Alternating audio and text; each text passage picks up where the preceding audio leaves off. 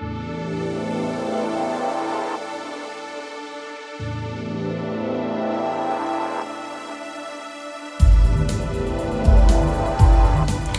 everyone, it's Prince Rich with philosophyofdreams.com. So today I'm going to do a video that's a little bit different. Normally I do videos for you guys on, dream analysis tips, lucid dreaming, requests like how can I do this in a dream or how can I do that in a dream. But today I wanted to get a little bit more personal and tell you how I got into dream research and dream interpretation. Over the last couple of years, I've actually had the pleasure of working with many of you on your dreams, which, has showed me, I've been privileged enough for most of you to share your dreams with me, which have shown me things like some of your greatest fears, your greatest weaknesses, your goals, your wishes. And so I figure it's time I do a personal video about myself and answer a question that I get asked a lot. Why did I get into dream research and dream interpretation? So we're going to go over a few things and we're going to cover a lot, but hopefully this will give you a better understanding of why it is that I do what I do and why I love dreams and why I enjoy helping each and every one of you to find and unlock the power within your dreams. So first of all, a little bit about myself and my upbringing. While this may shock you, I actually grew up in a very, very Christian household, specifically Baptist, and I would say in my younger years it was what we would consider fire and brimstone Baptist. So for those of you who are religious or came up in a religious background, you probably know what I'm talking about, but that was my particular upbringing. For those of you that are older, you know that when you are younger and you live under your parents' roof, from everything from school and the things that you watch and the church that you may go to or whatever religious synagogue or gathering that you may go to based on your religion, you're only subjected to what your parents allow you to see, which is a good thing. I'm a parent myself, so I'm not saying that's a bad thing. It's just, it means that as children or as younger adults, we only know to some degree what our parents have allowed us to see. And so, during my upbringing, I thought that the particular religion that my parents are, which is Baptist Christian, was the only thing out there. I had the belief that, anybody that didn't believe that what I was brought up with was either going to hell or they were wrong or they were lost, as some people will call it, and so on and so forth. And as I got older, especially when I got into business, I ended up meeting all kinds of different people and working with different people from around the world, from other countries. People that were Muslim, people that were Buddhist, people that were atheist, people that were not Christian Baptist as I was, but Christian Catholic or Christian Mormon, or Protestant or something like that. And I started to realize that while the religion that I was brought up with was packed with amazing parables and very good morals, especially when it comes to, how to treat women, how to treat and raise children, and things like that, I realized that, I had only been subjected to one side of the story, because I worked with tons of people that, as I stated before, were Muslim, atheist, other Christian denominations or Buddhist or whatever, and they were good people, they raised good children and so on and so forth. And so when I grew up religious, one thing you have to know about me is that I'm a very logical person by nature. I'm always trying to analyze things and look for logic. I'm not saying that I'm closed-minded, but just by human nature, I am a very logical person. Like if it doesn't make sense, I will question it until I'll question it until you can't beat it anymore, and even question it in my sleep and things like that. And so when I was younger, I always questioned what I was told and what I was shown when it came to religion and things like that. And so, again, going back to when I was around approximately the age of 27 and I got into business and got into the real world, I started to really question my upbringing and, from a religious perspective of why am I here? Who put us here? Does God exist?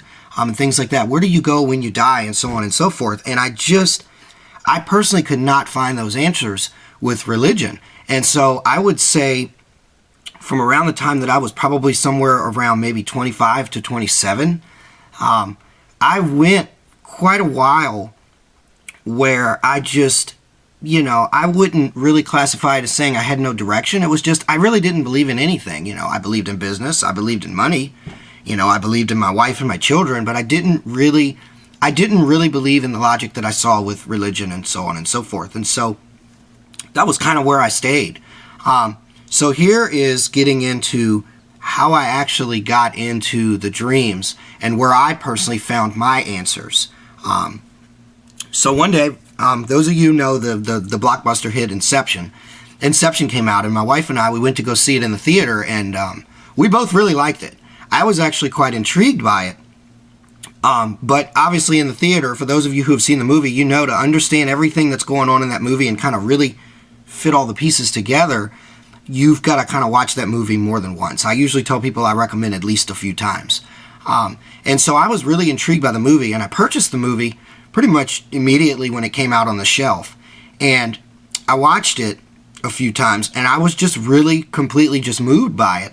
And I kind of left it at that, and one day I was just kind of playing around on Google, and I saw this article that was talking about Inception, and it was basically stating that a lot of the things that the characters were doing in their dreams and so on and so forth, and things like a dream within a dream and lucid dreaming and moving objects with your mind and making objects appear and changing the dreamscape at will was actually a real phenomenon. You could actually do this in your dreams. Now, remember, this is me, Prince Rich, who's I'm a very logical person. I try to stick to logic always. I was just kind of like, that can't be true. There's no way that this is real. But at the same time, it sounded so outlandish and so amazing, I had to find out more. And so I started looking online for some books and whatnot, and I ended up coming across a couple of books that I ended up purchasing. One of them was Stephen LaBerge's Exploring the World of Lucid Dreaming, which, for those of you who watch me, I talk about that book a lot. And I read the book, and I would say about 2 to 3 weeks after following the book's instructions, I had my first lucid dream. And to this day, I can tell you it was one of the most, I guess we could call it not only amazingly bizarre, but one of the most spiritually enlightening moments that I've ever had in my life. And it answered, for me, most all the questions that I ever wondered beyond what I was taught in traditional religion was, is there life after death? Can the consciousness exist outside of the body? Do we have powers mentally beyond what we see just here in the normal physical plane? And for me, what I experienced in lucid dreaming, especially on my first lucid dream, but even when I started, inducing more lucid dreams and out-of-body experiences, it was funny because I learned more about myself and more about just the human soul and spirituality in general than I personally felt like I ever did in all my years of growing up in the church. And being dragged to several different churches with several different perspectives on this is why you're here and this is how you should think and this is what God is and so on and so forth. So, for those of you watching this, you're probably wondering, am I religious? I'm very spiritual. I do believe in a higher power, but I don't consider myself religious. I don't conform to any particular religion or any of the major religions that you would see out here. I would say if there's any religion that I even come close to conforming to, it would probably be Buddhism, but I don't even consider myself Buddhist. I don't really conform to any particular religion. And I'm not saying that that's a bad thing. I think that everybody finds their answers in their own way. But for me, dreams was the way that I found.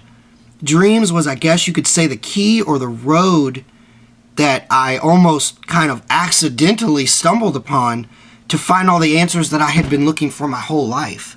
And that for me, it was that big aha moment. There's a video that I want to reference really quick before we continue that I'm going to put in this on this page on our site. And it's a video by Alan Watts. Those of you who've watched my videos, you know that I'm a huge Alan Watts fan. And I like a lot of his viewpoints and his philosophical thinking.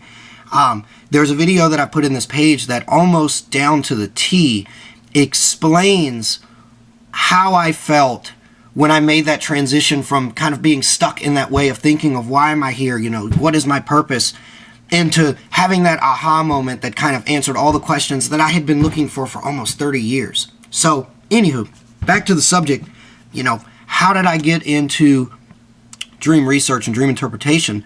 So after I had that first lucid dream, I had purchased and tried to get my hands on pretty much every single lucid dream or, dream science or dream research book that I could come across.